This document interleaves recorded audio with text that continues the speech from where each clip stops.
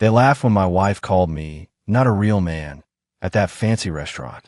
But while she was busy cheating with her tennis instructor, I was quietly moving millions through offshore accounts and building an empire she never knew existed. The black Mercedes that picked me up? That was just the beginning. My name is Russell Doyle. I'm 42 years old, and I've spent the last 15 years building a solid reputation as a tax planning specialist here in Phoenix. It's not glamorous work, but it pays well, and it's given my family a comfortable life. I know every loophole in the tax code, every way to move money legally and quietly. People trust me with their finances because I'm the guy who keeps his mouth shut and gets results. That Thursday evening in October started like any other. Celeste had been planning this dinner at Romano's for weeks, some celebration for a friend's promotion. She bought a new dress, spent 2 hours getting ready, and was practically bouncing with excitement.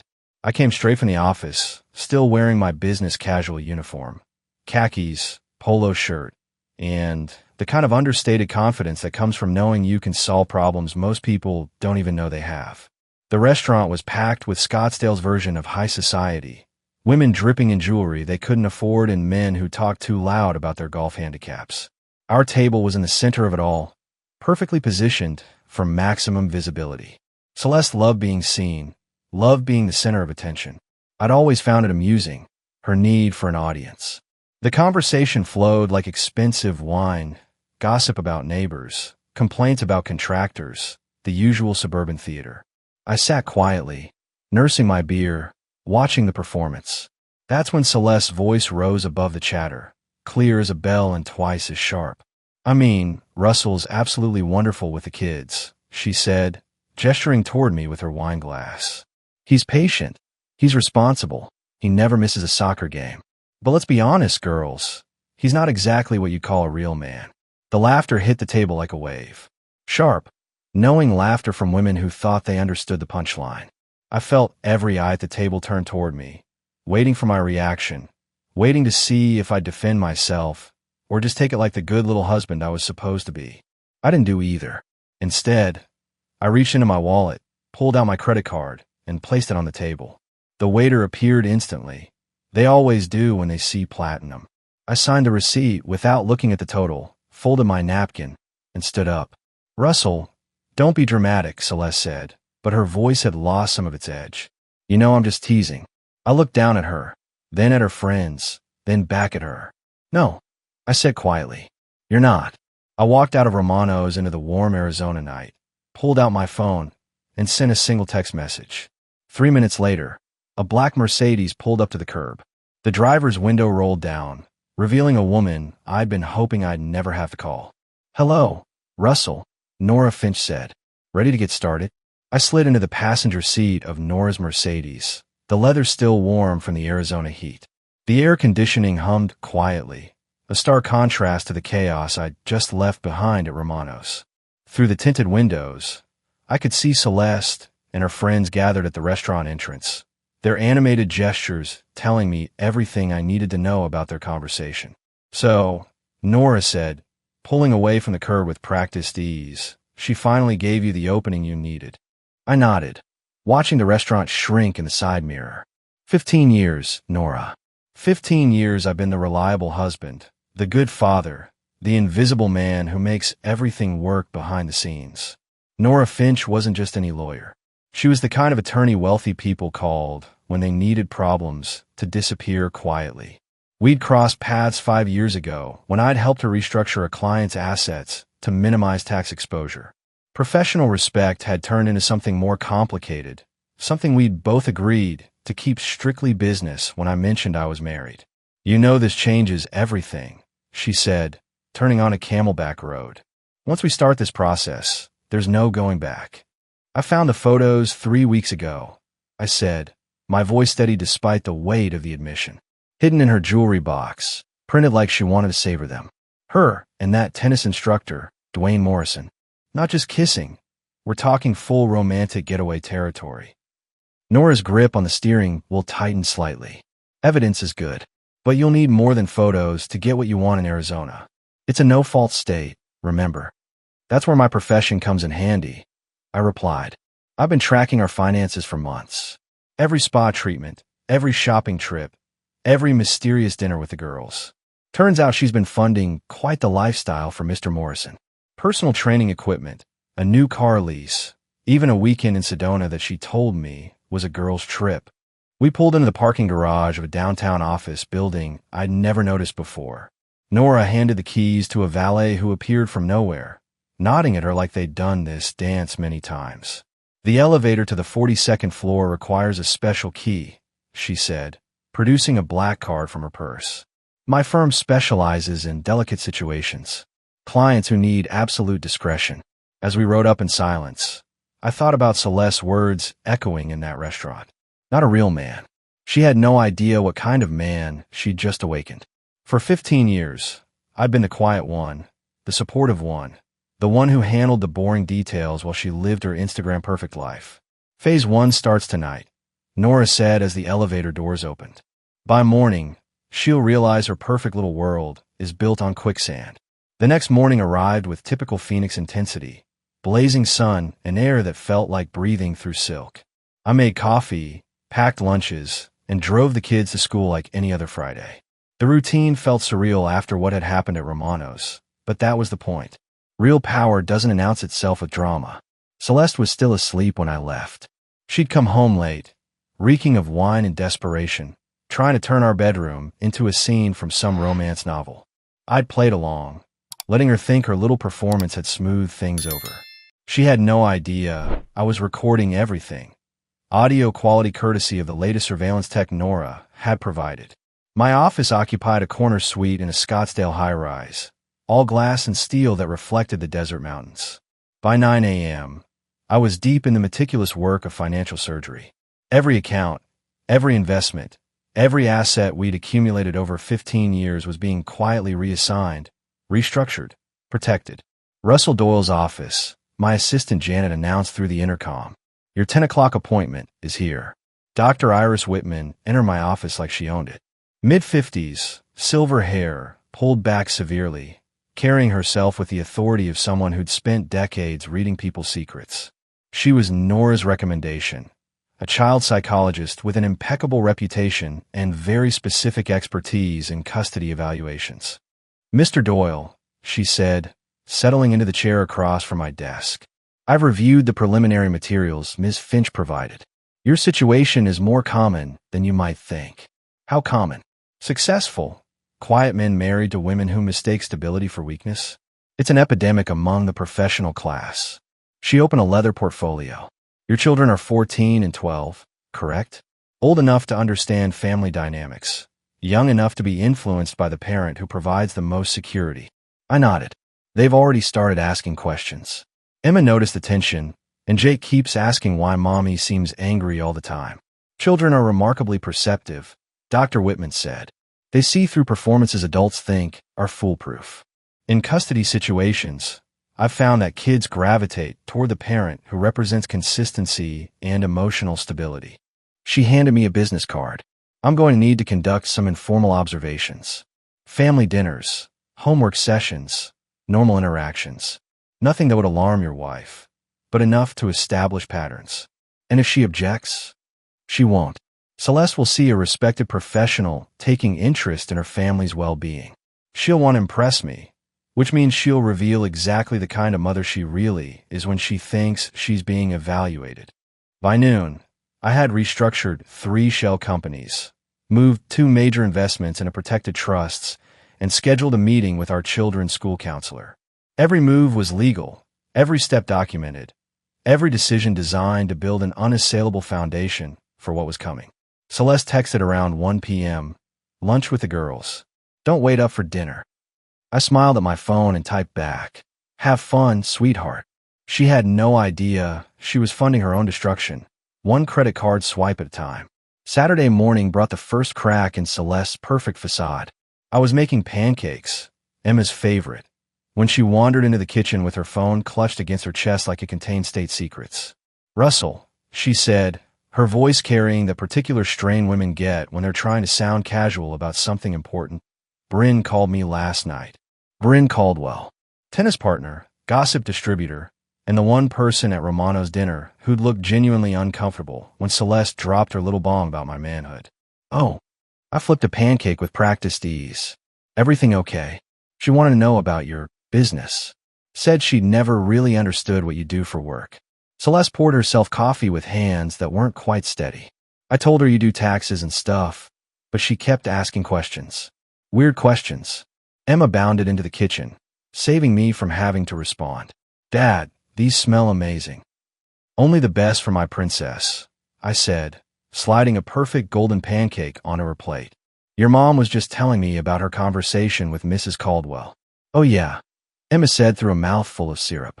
Mrs. Caldwell came by yesterday when you were at work, Mom. She seemed really interested in Dad's office building and stuff. Celeste's coffee mug stopped halfway to her lips. She came here. Uh-huh. Asked to see Dad's office space. Wanted to know about his clients. I told her Dad helps rich people keep their money safe from the government. Emma grinned at me. That's right, isn't it, Dad? Something like that, sweetheart. The color drained from Celeste's face. In the span of 12 hours, she'd gone from feeling superior about her husband's boring job to realizing one of her closest friends was suddenly very interested in the details of that job. A smart woman would have started asking questions. Celeste just looked terrified. I need to run some errands, she announced, grabbing her purse and keys.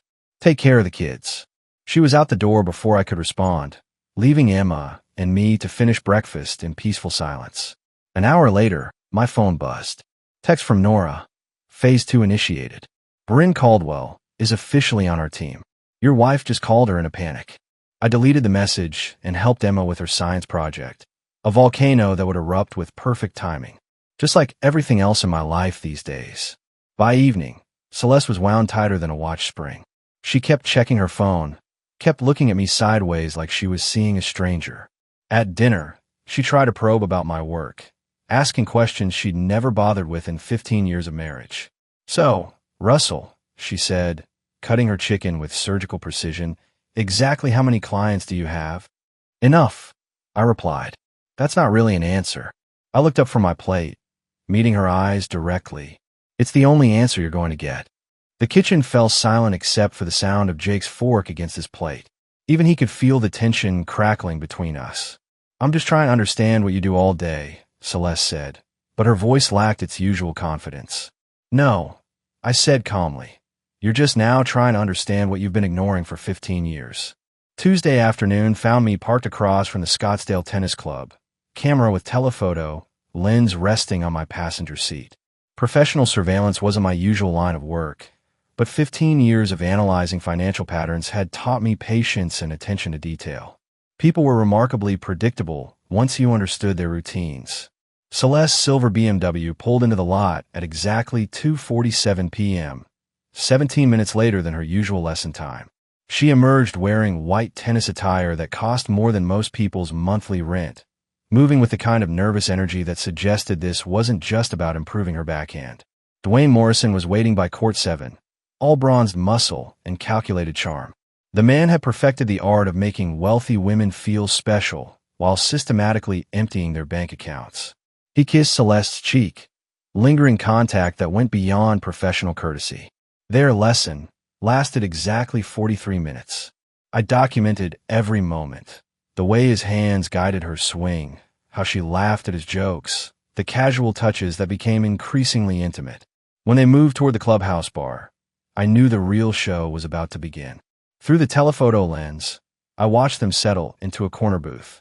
Dwayne's hand covered hers across the table while she spoke animatedly, probably sharing more details about her boring husband and his lack of masculine appeal. What she didn't know was that her boring husband had spent the morning installing voice-activated recording software on her phone. My phone buzzed with a text from Nora. Phase 3 ready. Vivian Ashford wants to meet. Vivian Ashford was Dwayne's other conquest, a 60-year-old divorcee with oil money and a taste for younger men.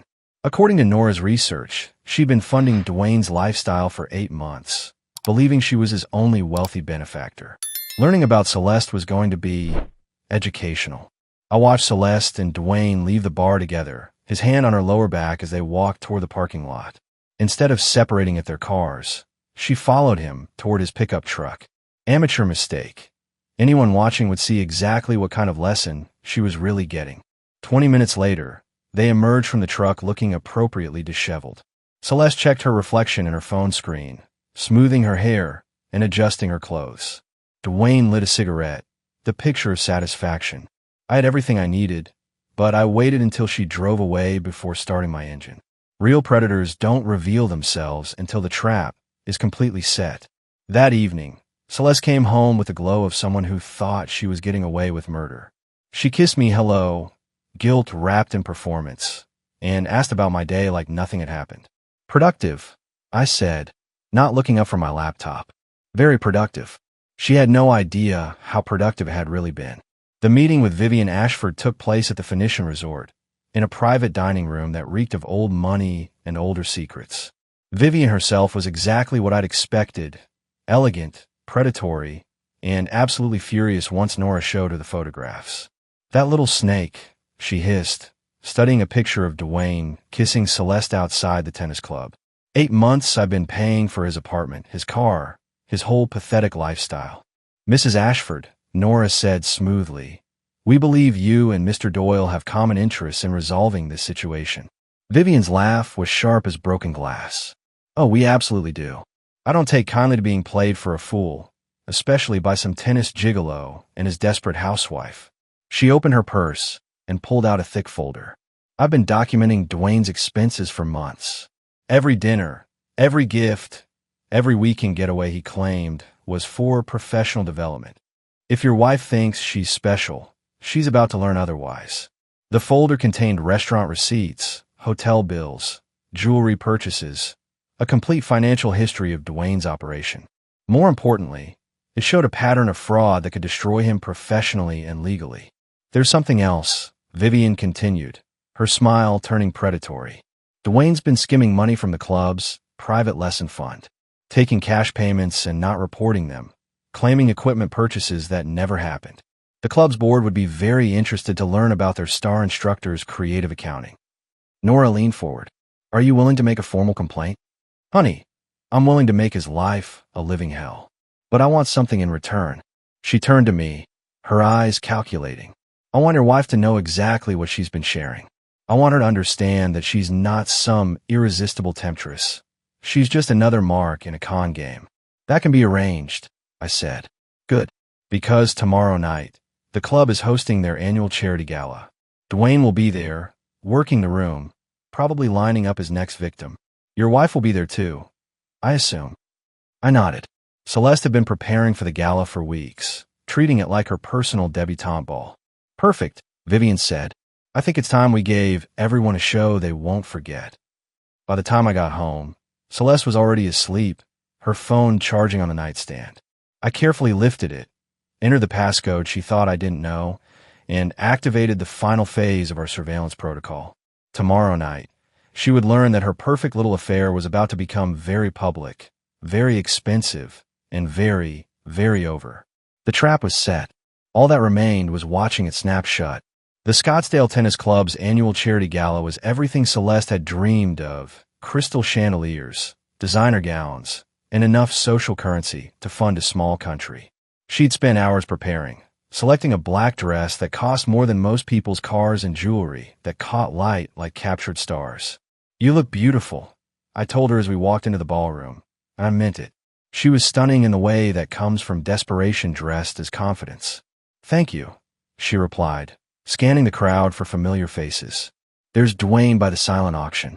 I should go say hello. Of course you should.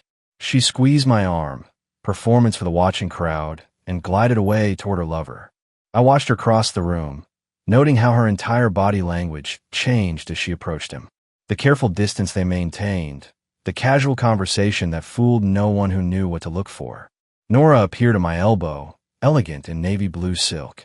Everything's in position. Vivian's holding court by the bar, and our photographer has clear sight lines to the terrace. And Dr. Whitman, mingling with the other professionals.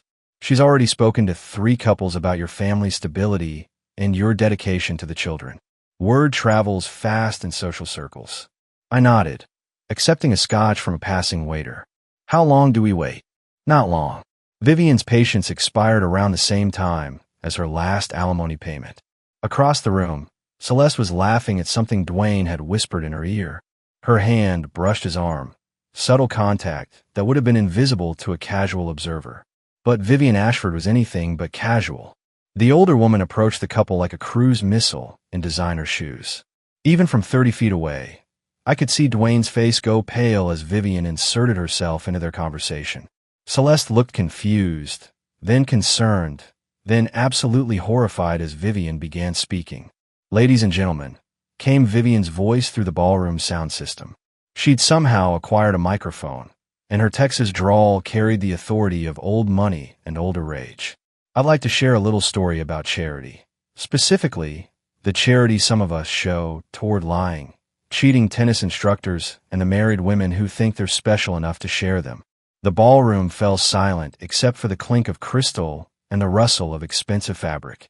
Every eye turned toward the drama unfolding near the silent auction tables. "You see," Vivian continued, "some folks think they can play games with other people's hearts and wallets. But what they don't realize is that older women like me don't get rich by being stupid." Celeste was backing away from the microphone, her face cycling through every shade of pale. Dwayne looked like he wanted to disappear into the marble floor. "Mrs. Ashford," came a voice I recognized as the club president. Perhaps we should let everyone know exactly what kind of man they've been trusting with their wives and daughters," Vivian interrupted. "Because Dwayne Morrison here has been running quite the operation. The trap had sprung, and there was nowhere left to run. What followed was 20 minutes of public destruction that would have impressed a demolition expert. Vivian Ashford had come prepared with receipts, photographs, and the kind of righteous fury that only comes from discovering you've been played for a fool by someone half your age. 8 months, she announced to the captive audience, of paying for his apartment, his car, his designer clothes. All while he was telling me I was the only woman who understood his artistic soul." She gestured toward Celeste, who was now pressed against a pillar like she was trying to become part of the architecture.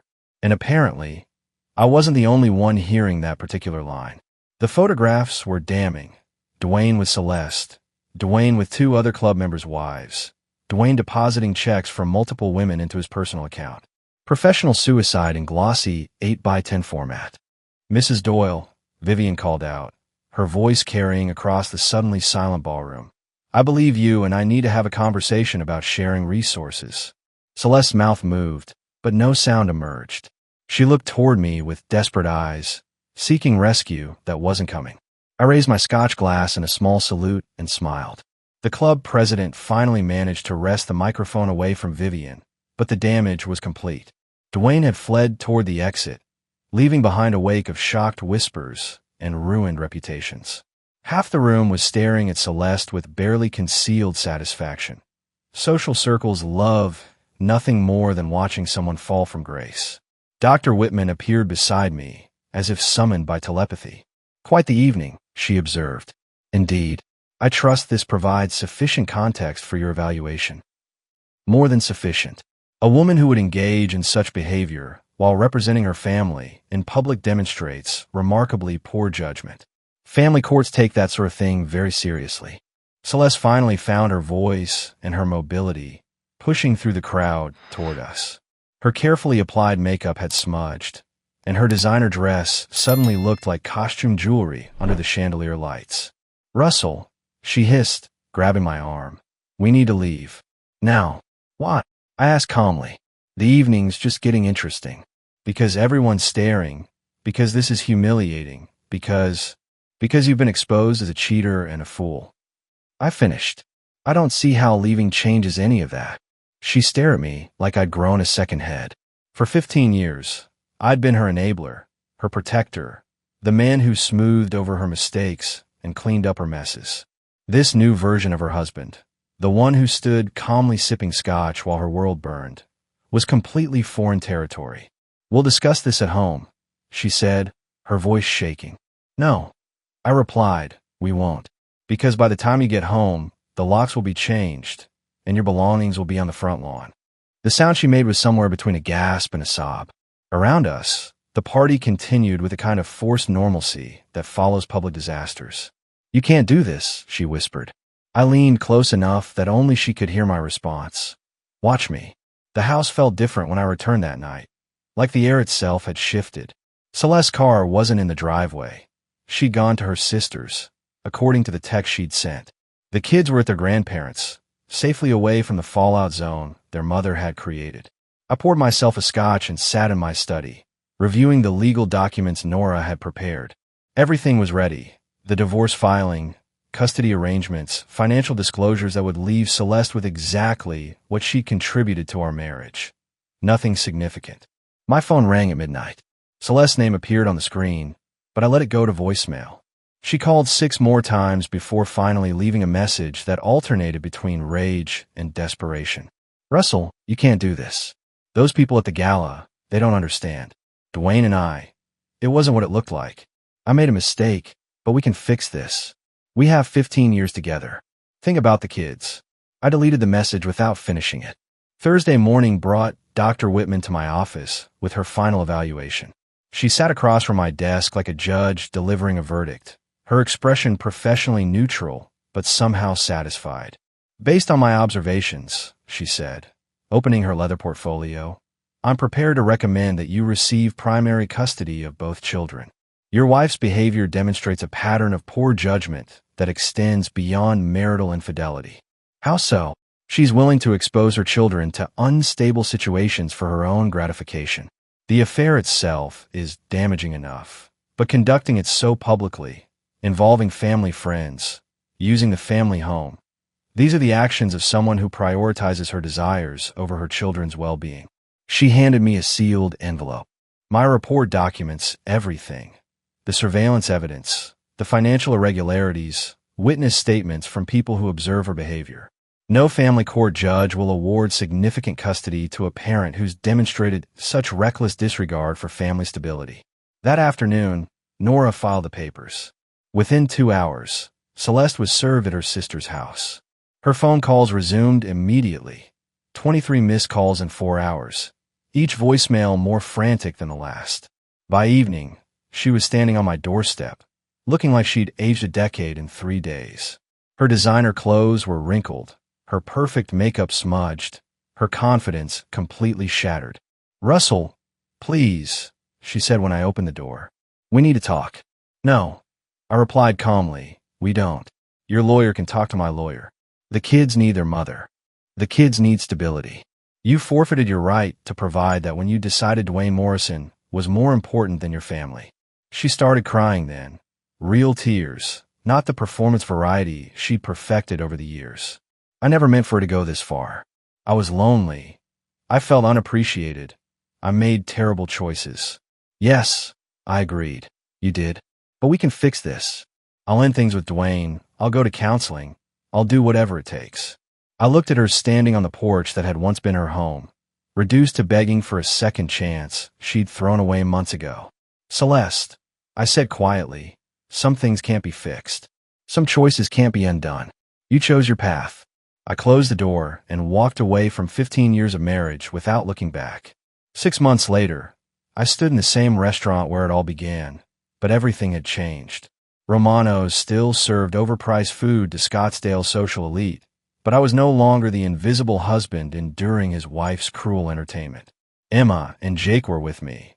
Our weekly dinner tradition that had become one of my favorite parts of single fatherhood.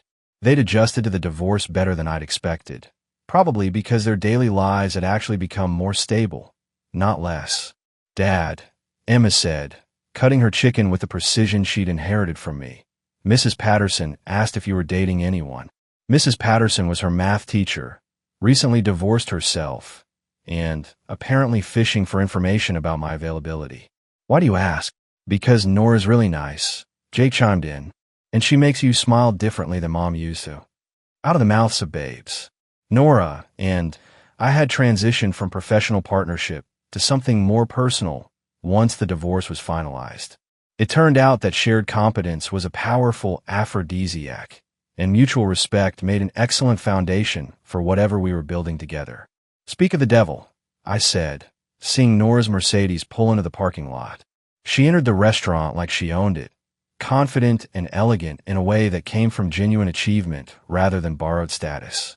The hostess led her to our table, where she kissed my cheek and ruffled Jake's hair with easy familiarity. How was court today? She asked, settling into her chair. Productive.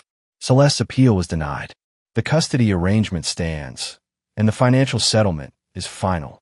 Celeste had tried everything. Claims of emotional abuse, accusations of financial manipulation, desperate attempts to portray herself as the victim of a controlling husband. But evidence doesn't lie, and I'd had plenty of evidence. She'd gotten exactly what she'd earned: supervised visitation every other weekend, a modest monthly support payment, and the knowledge that her children viewed her as the parent who'd chosen her own desires over their stability. And Dwayne? Nora asked with barely concealed amusement.